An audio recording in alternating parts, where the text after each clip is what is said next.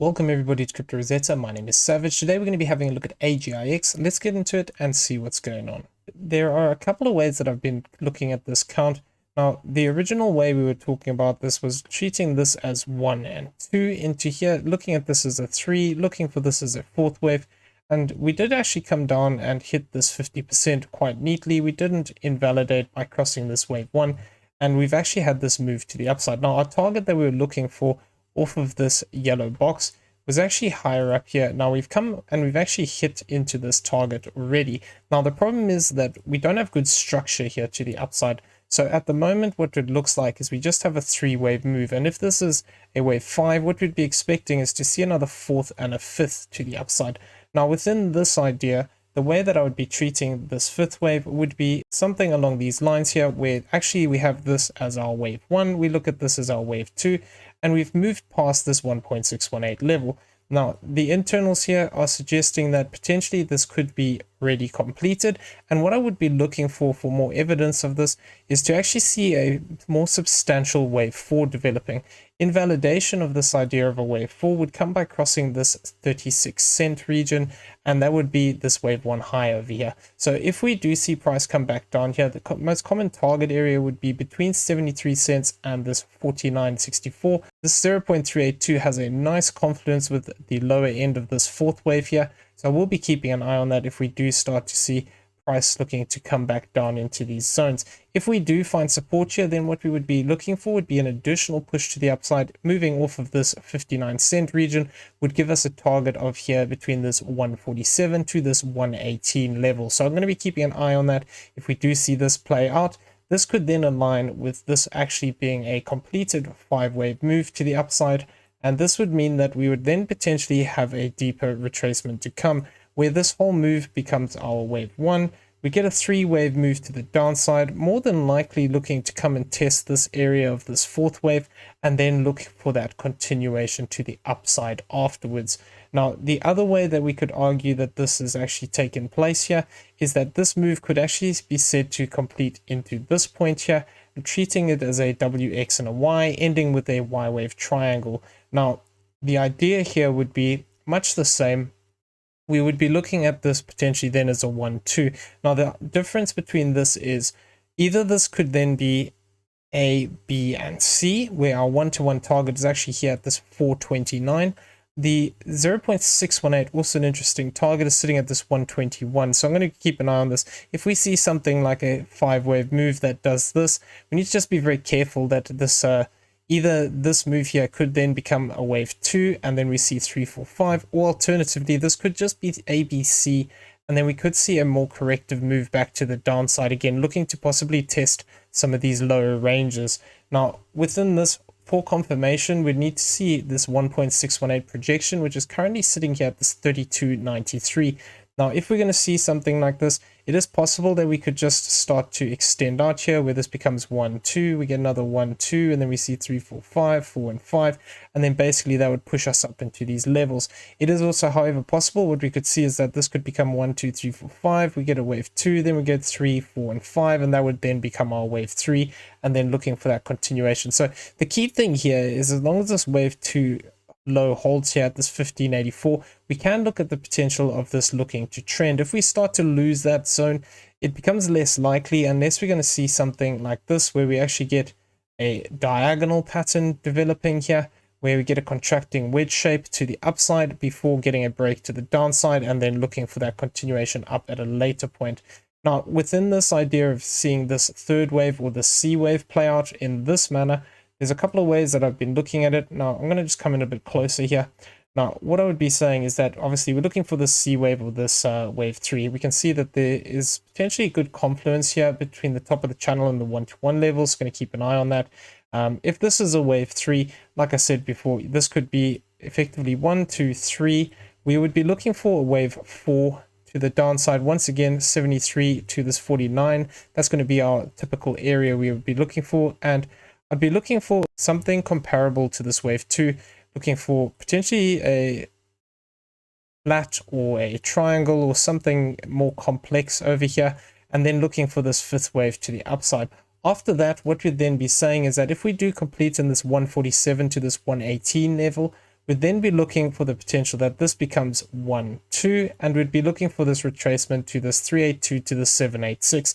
Invalidation of this would be crossing this low over here of this 1570, and then as well as that, crossing this high over here of this 3669. That would invalidate the idea that this is becoming 1, 2, 3, 4, 5, and then we'd just have a 3-wave move to the upside, which wouldn't make a lot of sense unless, once again, we're going to get some kind of a diagonal. So we'd have to watch the retracement after that period. But as long as we actually hold this 4964, I'm going to be looking for this potential that, we could still be looking for this to develop as a bigger impulse to the upside. Now, with this, what we would then see here is that this could become 1, 2, and our third wave projectile for this 35 cents, which would be our typical wave 2 area, would actually be up here at this 1050. Now, 1050 would not take us quite to this 1.618 area, so I would be looking for potentially having a bit more extension in here, so that by the time that this wave 5 pushes up, we actually hit this 1.618 level. So I'm going to be keeping an eye on those zones, because that is the bullish count that we're currently checking, but we need to get that confirmation by hitting those impulsive triggers.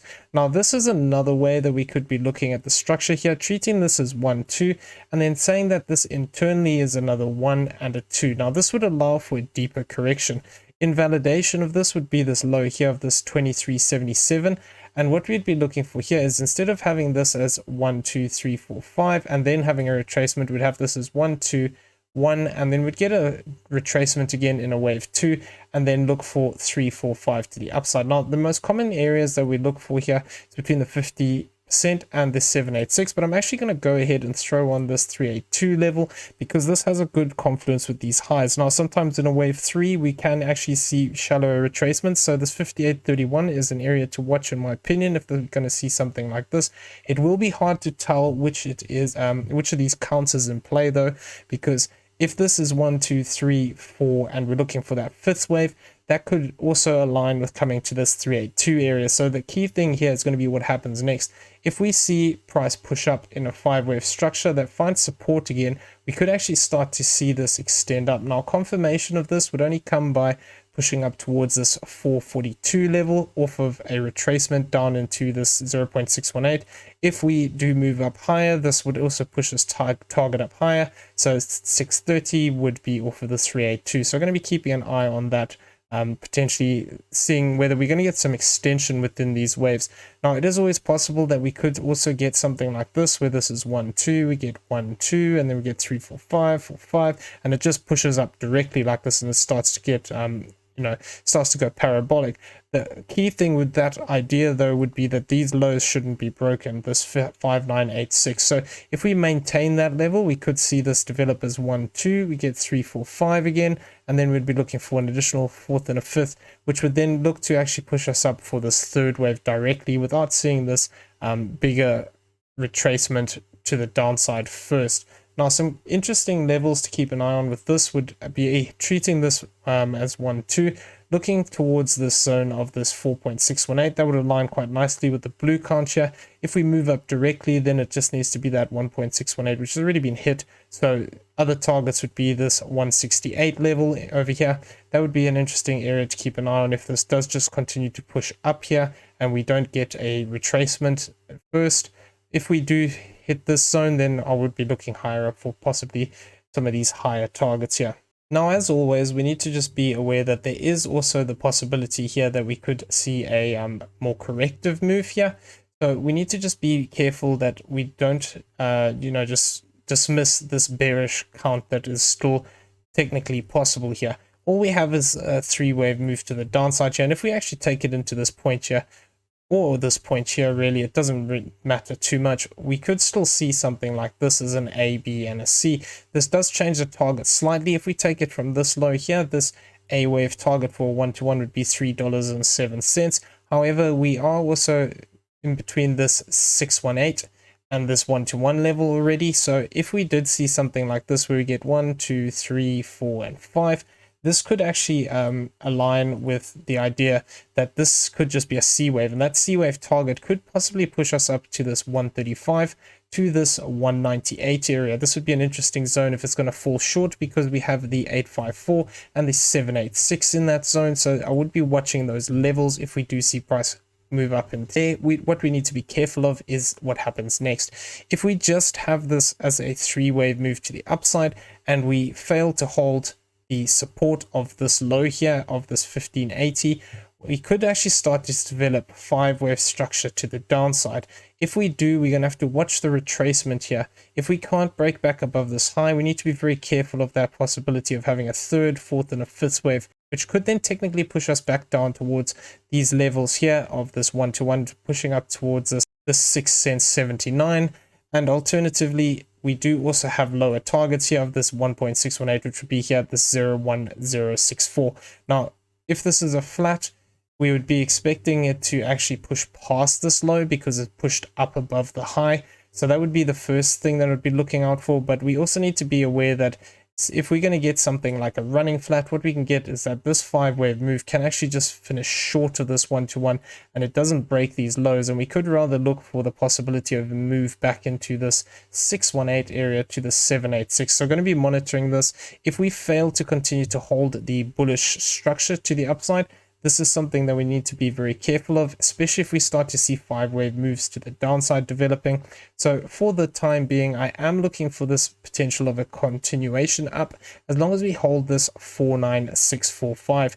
If we fail to hold that level, the next wave that we would be looking for that bullish count would be potentially looking at this as a 1212, and then what we would need to hold is this low down here, which would be this 2377. Failing to hold this low, we'd then need to be on the lookout for the possibility that we could still be looking at a corrective structure, and this is just a 3-wave move to the upside, which if it is even more locally here, if we have something like a flat, means that the likelihood of breaking this low is quite high. So we need to just be on the lookout, and we're going to have our key support zones and then monitor how the waves actually form from those zones. Okay, so I'm going to leave the video there. Hope you found it useful. If you did, please smash the like button, hit that subscribe button if you haven't already, turn on those bell notifications so you never miss a video.